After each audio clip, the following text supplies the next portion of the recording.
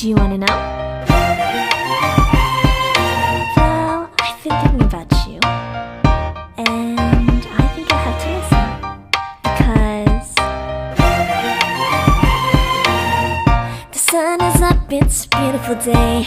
My beginning will be as bright as the sun. Come, won't you come along? And it feels so. Hai, assalamualaikum. Kembali lagi di Guys Vitain Channel. Kali ini aku mau berbagi satu cerita lagi nih. Dan cerita ini tuh datang dari teman aku sendiri. Jadi ceritanya kemarin aku itu kan share video aku yang tentang ibu bidan desa itu. Kemudian dia tiba-tiba ngechat aku nih. Jadi kamu sekarang coba bikin konten nih, katanya gitu. Dan dia dengan suka hati menceritakan kisahnya nih ke aku. Jadi teman aku ini tuh dulu satu kuliah sama aku waktu masih di Bandung gitu. Cerita ini tuh datang dari teman aku. Kita sebut aja namanya JJ. Jadi JJ ini tuh udah tamat kuliah kayak gitu. Kemudian juga dia kerja. Jadi walaupun dia ini jurusan pendidikan, tapi JJ ini karena suka menggambar, jadi dia kerja di sebuah perusahaan desain grafis gitu. Nah, JJ ini saat di zaman kuliah dia dijodohin oleh tantenya sama seseorang yang umur itu terpaut jauh sama dia gitu. Dan orang itu benar-benar kata itu suka banget sama JJ, tapi udah JJ tolak waktu kuliah. Kemudian pas JJ kerja nih, JJ juga masih diincernya gitu. Akhirnya JJ mencoba nih untuk menerima gitu, karena orang tua dari laki-laki tersebut juga ngedukung banget nih hubungan mereka. Nah, akhirnya mereka menjalani hubungan yang hanya selama dari awal perkenalan, dari awal chat sampai ketemuan itu katanya hanya selama nggak lebih dari 16 hari gitu. Jadi dalam waktu 16 hari itu JJ ini pernah dibawa sama si cowok ini tuh nemuin temennya, katanya gitu, temennya di daerah Tangerang situ. Nah, tapi pas datang ke rumah temennya itu, JJ ini dipaksa untuk minum sebuah teh gitu. Dimana JJ ini adalah tipe orang yang nggak minum teh, tapi dia dipaksa untuk minum sebuah teh gitu. Dan paksanya itu benar-benar dipaksa banget gitu loh. Tapi JJ ini nggak mau gitu. Dan JJ ini bersikeras kalau dia nggak minum teh gitu. Memang saat itu dia ngeliat situ kok wajah orang-orang kok pada kayak kecewa banget sih, aku nggak mau minum teh gitu. Karena memang ya aku nggak minum teh gitu, katanya seperti itu.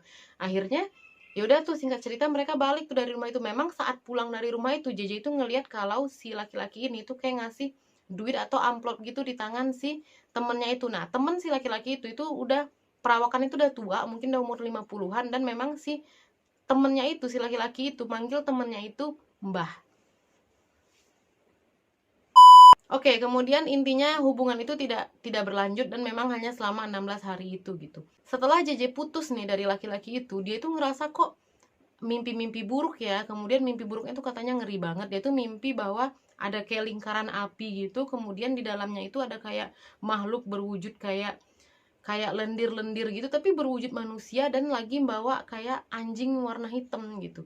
Dan mimpi itu katanya sempat berulang beberapa kali. Setelah itu dia juga mimpi dimana katanya mulutnya itu pengen nyebut nama si laki-laki yang sempat deket sama dia selama lebih dari 2 minggu tadi itu gitu. Ini kenapa sih, dia bilang gitu.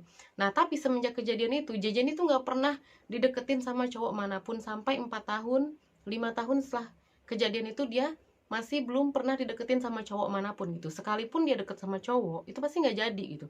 Dan kalau dia suka sama cowok gitu, itu pasti cowoknya nggak suka sama dia. Dan saat cowok suka sama dia, itu pasti dia nggak suka gitu. Akhirnya, singkat cerita, di suatu hari ini, di suatu masa, kan lagi lebaran tuh. Nah, JJ ini pulang mudik sama orang tuanya ke daerah Riau. Jadi memang JJ ini tuh perantauan gitu. Dia tuh perantauan sama orang tuanya yang memang kebetulan tinggal di Jakarta. Kemudian dia pulang ke daerah Riau. Nah, saat di Riau, jadi kan waktu itu umur JJ ini udah hampir 30-an ya. Jadi saat itu tantenya itu bilang ke JJ untuk gimana kalau JJ itu ngedatengin kayak namanya itu kayak orang pinter gitu. Nanya, kenapa sih kamu ini nggak dapat jodoh gitu. Apalagi memang JJ ini cerita gitu. Sempat beberapa bulan setelah putus dari laki-laki yang dijodohin sama tantenya itu, jadi JJ ini tuh sempat mimpi buruk, sempat mulutnya tuh pengen ngucap namanya terus kayak kepikiran dia terus. Tapi JJ waktu kepikiran dia juga, ih kok gue sampai kepikiran dia sih gitu, dia sadar gitu loh. Nah, akhirnya dia pergi tuh ke orang pinter yang disebut sama tantenya tadi. Nah, sampailah di malam itu dia pergi ke rumah orang pinter itu. Tapi yang dia lihat tuh bukan yang dalam bayangan dia tuh, bukan kayak dukun yang pakai apa gitu, enggak. Tapi malah dia itu ya kayak rumah biasa gitu. Kemudian dia juga diterima di ruang tamu dengan baik. Di rumahnya juga banyak pajangan-pajangan kaligrafi gitu. Kemudian dia ketemu deh di situ tuh sama bapak-bapak. Nah, bapak-bapak ini ya tampilannya kayak biasa, malah dia saat itu kata JJ pakai kain sarung dan baju koko gitu. Memang saat JJ datang itu tuh lagi ada orang gitu, jadi kayak ada lagi pasien lain lah atau klien lain lah gitu, ya memang lagi konsultasi gitu sama dia. Dan memang di depan bapak itu JJ tuh lihat banyak banget ada jeruk nipis gitu, ada banyak jeruk nipis. Sampai akhirnya giliran JJ nih ngobrol sama si bapak ini, diceritakanlah semuanya. Dan memang ternyata kata bapak ini, JJ itu sempet kena sihir dari laki-laki yang terakhir kemarin deket sama dia. Jadi katanya si bapak itu cara ngelihat JJ itu, dia itu pakai kayak Al-Quran lama gitu, Al-Quran yang udah lusuh banget dah, yang udah lama banget, bahkan udah nggak ada sampulnya. Terus katanya Al-Quran itu diikat pakai tali gitu. Nah, di tali itu kayak tergantung kayak ada besi atau kayu, JJ juga ngerti. Nah, dia jadi pegang itu dan itu berputar katanya, dan si bapak tuh jadi tahu gitu. Oh, kamu dulu pernah begini ya, kamu dulu pernah nyakitin hati laki-laki, kamu dulu pernah kayak dikirimin sihir nih sama si laki-laki yang ini gitu. Akhirnya JJ ini tuh diminta sama si bapak itu buat beli jeruk nipis yang udah disediain sama bapak itu. Dan jeruk nipis itu kayak dibacain mantra gitu, kemudian dimasukin ke dalam plastik yang ada airnya gitu. Nah, di rumah JJ itu harus mandi pakai jeruk nipis itu gitu. Kalau istilahnya mungkin kata JJ itu kayak balimau gitu ya, atau kayak kita tuh mandi pakai si jeruk itu atau si limau itu gitu. Dan itu harus dilakukan 3 kali katanya, malam ini pulang dia dari situ, besok subuh, kemudian maghribnya gitu. Terus terus bapak itu juga bilang kayak gini ke JJ, nanti katanya kalau kamu malam denger kayak ada suara-suara gedebuk berisik gitu di plafon atau di atap rumah kamu, itu kamu diemin aja ya katanya. Terus Cece bilang, lo memangnya itu suara apa pak, masa kalau ada ribut-ribut di atap rumah kita diem aja gitu, kata JJ. Ya karena itu mungkin jinnya sedang bekerja katanya, karena itu mungkin jinnya sedang bekerja, kata si bapak ini. Jadi ngedenger ucapan itu JJ tuh kayak jin gitu. Jadi dia tuh langsung mikir, oh jadi kita ini minta tolong sama jin ya, katanya gitu. Nah, FYI aja, jadi JJ ini tuh bisa dibilang orang yang cukup taat gitu loh, karena saat kuliah juga, mana disitu kan deket sama pesantrennya AA Gim tuh. Nah, katanya JJ ini emang sempet ngikutin beberapa program pesantren di situ. Dan JJ ini paling anti lah namanya sebenarnya katanya sama yang sama yang datang-datang atau nanya-nanya ke orang pintar kayak gini, bahkan ramalan-ramalan kayak gitu. Katanya itu tuh paling anti banget gitu. Nah, kebetulan dia mah hari itu kemarin itu memang dia itu ya nggak bisa lagi nolak permintaan tante dan orang tuanya gitu, karena ya memang di satu sisi dia memang kok nggak ada yang ngedeketin gitu, bahkan udah hampir 5 tahun semenjak kejadian itu, atau memang ada apa-apa. Dan memang orang tuanya bilang ya anggap aja ini sebagai ikhtiar gitu loh, karena tetap kita mintanya tuh ke Allah nak, kata orang tua itu, tapi anggap aja ini sebagai ikhtiar, kata orang tuanya kayak gitu. Akhirnya JJ pergi kan itu ke orang pinter itu gitu. Nah, malamnya itu setelah pulang dari situ, JJ itu langsung melaksanakan atau mengeksekusi yang namanya mandi pakai air jeruk tadi gitu. Jadi air yang udah dimasukin potongan-potongan jeruk tadi itu tuh dimasukin lagi ke baskom, ditambah dengan air biasa boleh katanya, terus disiramin dari ujung rambut sampai ujung kaki. Jadi ya kayak mandi biasa gitu sampai air itu habis katanya gitu. Ya sudah, pertama kali ngelakuin itu kata JJ jujur dia bener-bener di hatinya itu nggak tenang, dan katanya tuh dia sebenarnya tuh nggak mau ngelakuin itu gitu. Nah, akhirnya malam itu JJ kan tidur nih, jadi rumahnya di kampung halamannya itu kayak ada bagian depan, di bagian depan itu rumahnya itu masih rumah yang tinggi model lama gitu, kayu, sedangkan yang di bagian belakang rumahnya itu sudah rumah permanen gitu. Tapi rumahnya itu masih dalam satu nih, nyatu. Jadi rumah yang kayu di depan sama rumah yang di belakang tuh ada bisa nembus dari dalam gitu. Nah, jalan buat nembus ke rumah JJ yang dari dalam itu ada kayu gitu. Jadi ada sekitar kayak 4 tangga gitu yang harus dinaikin gitu. Nah, jadi JJ ini tidur di rumah yang permanen nih di belakang sama tante sama mamanya katanya. Tapi anehnya setelah Balimau itu JJ ini hatinya nggak tenang. Jadi kayak takut ngerasa, aku ini udah ngelakuin syirik bukan ya katanya. Yang aku lakuin ini bener nggak sih katanya kayak gitu. Akhirnya dia tidur nih, tapi malam itu tidur itu kayak nggak nyenyak gitu. Terus tiba-tiba dia tuh kebangun malam dan katanya pengen pipis. Nah, untuk ke kamar mandi dia tuh harus ngelewatin yang 4 tangga buat ke rumah yang di depan yang masih lama yang model kayu tadi ini. Dia ngelewatin tangga itu buat ke kamar mandi. Nah, saat di kamar mandi dia tuh denger kayaknya di rumah dia yang kayu yang lama di depan ini itu kayak ada jalan kaki orang lagi berlari gitu. JJ pikir mungkin ada orang yang lagi buru-buru mau ke kamar mandi nih katanya gitu. Akhirnya dia cepet-cepet dia tuh keluar dari kamar mandi. Tapi begitu dia keluar dari kamar mandi, pas dia lihat ke arah rumah ke dalam ke atas itu, dari dia berdiri tepat di depan tangga itu nggak ada apa-apa. Dan bahkan lampu juga katanya saat itu malam itu masih gelap gitu, masih pada mati semua lampu, belum, jadi dalam artian belum ada yang bangun gitu, nggak ada yang bangun gitu. Ya sudahlah, mungkin kucing katanya di atap atau apa, tapi kalau kucing kok bunyinya di bawah gitu, biasanya kan kucing bunyinya di atap atau di mana gitu. Ya sudah, akhirnya JJ tidur lagi gitu. Tapi tetap malam itu katanya itu nggak bisa buat yang namanya tidur nyenyak gitu loh.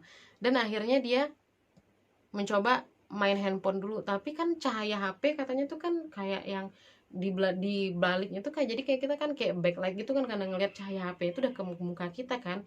Terus JJ bilang dia tuh kayak ngelihat ada orang dari balik layar HP-nya yang gelap itu gitu. Terus dia langsung dia kaget gitu, oh nggak ada katanya, mungkin perasaan dia aja, ya udahlah gue tidur.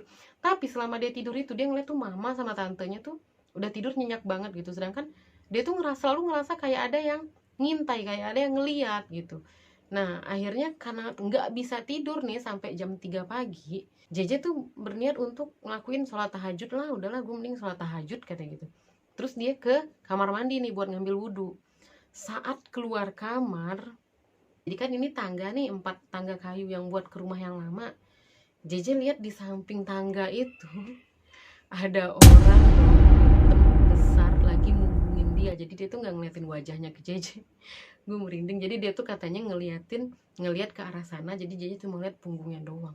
Dan itu bener-bener dia bilang, kok ada orang di situ. Tapi dia tahu banget itu bukan salah satu dari kerabatnya gitu, karena memang perawakannya kayak yang laki-laki tinggi besar gitu dari belakang gitu, dan pakai baju hitam gitu. JJ nggak tahu pasti dia napak atau enggak, yang pasti dia ngeliat katanya dari pinggul ke atas itu dia benar-benar ngeliat punggung orang gitu, dan ada lengannya gitu, ada tangannya gitu.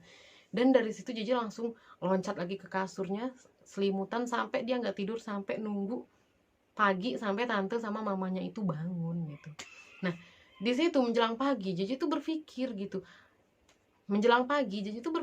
apa itu jinnya ya gitu, karena kan tadi si bapak itu bilang ya mungkin itu jinnya lagi bekerja katanya kayak gitu. Tapi kan katanya jedak-jeduk di langit, tapi malam itu memang dia bilang loteng atau langit-langit rumah itu nggak ada dengar bunyi sama sekali, selain dia dengar bunyi orang berlari di rumahnya yang kayu tadi di atas gitu. Apa itu siapa ya, apa memang itu jinnya? Tapi kan gue baru pakai sekali nih gitu, masa udah bereaksi langsung, dia bilang, karena kan tadi disuruh pakainya kan 3 kali tuh. Atau memang rumah ini angker ya katanya. Jadi kalau rumahnya yang di kampung itu katanya tuh kayak ya adalah beberapa kisah mistisnya gitu, tapi JJ sendiri tuh sebenarnya belum pernah ngalamin gitu, walaupun setiap 1 kali 2 tahun itu tetap mudik ke kampung halamannya itu gitu. Sampai akhirnya subuh nih, mama dan tantenya bangun, tantenya duluan bangun, kemudian disusul sama mamanya katanya. Nah baru setelah mamanya bangun, Cici keluar nih bareng mamanya. Ya sudah, mereka kayak biasa ngelakuin aktivitas namanya ibu-ibu di rumah, ngapain, terus sholat kan. Habis sholat subuh nih, dan dia itu juga sholat subuh tuh kayak bareng mamanya gitu. Dia mama sholat, dia juga sholat di sebelahnya gitu. Mama kamar mandi, udah keluar dari kamar mandi, dia juga baru masuk, terus wudhu langsung sholat bareng katanya kayak gitu. Terus dia cerita nih ke mama sama tantenya, habis sholat kan mereka katanya duduk di meja makan gitu. Dia cerita apa yang dia alamin tadi malam. Dan tantenya itu kayak responnya itu ya biasa aja gitu. Ah nggak apa-apa kata tante, paling itu mau temenan kata tantenya kayak gitu dong. Dan respon mamanya tuh kayak nggak percaya gitu, salah lihat kali kata mamanya JJ kayak gitu. Dan disitu JJ katanya sempat kesel gitu, tapi dia benar-benar ngalamin itu gitu. Nah akhirnya dia subuh itu dia kan diingetin tuh buat harus mandi pakai yang air jeruk nipis tadi itu lagi. Terus JJ ini karena kejadian semalam dia tuh nggak mau lagi pakai, dia ke kamar mandi, dia seolah-olah udah bilang pakai, padahal katanya sebenarnya airnya itu dibuangnya gitu. Gitupun maghribnya airnya itu dibuangnya gitu. Setelah kejadian itu memang JJ udah nggak pernah lihat-lihat lagi gitu, karena katanya apa yang dia lihat malam itu tuh adalah untuk pertama kalinya seumur hidupnya. Jadi JJ ini memang tipe orang yang nggak bisa ngelihat gitu, dan memang nggak pernah lah berhubungan sama atau kayak ngalamin pengalaman gaib kayak gitu, paling cuma dengar gitu dia pernah. Tapi kalau sampai ngeliat yang sejelas semalam itu katanya dia nggak pernah kayak gitu loh. Terlebih lagi itu kan masih dalam suasana lebaran ya, jadi kata JJ tepatnya itu hari ketiga lebaran. Ya udah nih, liburan selesai, JJ kembali nih ke perantauannya ke Jakarta kan, dan dia menjalani hidup seperti biasa gitu. Dari situ katanya tuh dia tuh mencoba untuk ya taubat lah gitu ke Tuhan, takut apa yang dia lakuinnya itu salah gitu. Dan dia juga sempat pernah ruqyah gitu, kalau memang apa yang orang pintar itu katakan itu benar, kalau dulu dia memang pernah dikirimin sihir atau apalah sama laki-laki yang terakhir pernah dia deketin itu gitu, sama laki-laki yang terakhir pernah jalan sama dia itu gitu. Tapi akhirnya alhamdulillah sekarang JJ sudah menikah dong gitu. Nah memang jodoh itu ya mau gimana pun gitu, dipaksa seperti apapun gitu, kalau nggak jodoh ya nggak bakalan ketemu gitu. Ya kayak cerita si JJ tadi gitu, mungkin memang si laki-laki itu ngirimin beberapa sihir atau bawa JJ ke tempat temennya yang dibilang mbahnya tadi gitu. JJ juga nggak tahu pasti apa mbahnya itu memang punya ilmu atau apa gitu. Yang pasti waktu itu dia dipaksa kayak minum sebuah teh dari gelas gitu gitu. Dan memang katanya waktu itu wajah laki-laki itu dan wajah mbah sama istrinya itu, karena itu ada istri mbahnya juga waktu itu ya, itu bener-bener kayak kecewa gitu. Dan si laki-laki itu kayak yang berat gitu ngasih duit yang ngasih amplop yang katanya isinya kayak duit tadi ke tangan mbah itu gitu. Mungkin aja itu dulu kalau gue minum tehnya mungkin gue bener-bener kena pelet gitu katanya. Dan memang setelah putus itu kan kata JJ dia pernah ngalamin beberapa mimpi buruk gitu. Nah bisa jadi mimpi buruk yang dia alamin itu mungkin ya karena si laki-laki itu pernah sempat ngirimin berbagai macam sihir lah mungkin kayak gitu. Tapi intinya bagaimanapun kalau karena memang itu bukan jodohnya JJ ya nggak jadi gitu. Dan setelah ngejalanin 2 kali rukiah kata JJ, dia memang katanya lebih agak tenang. Nggak lama setelah itu 6 bulan setelah itu JJ nikah dan tanpa pacaran dong. Jadi katanya memang ada katanya salah satu teman kantornya itu yang tiba-tiba ngedeketin dia dan nggak lama deket itu dia langsung dilamar gitu.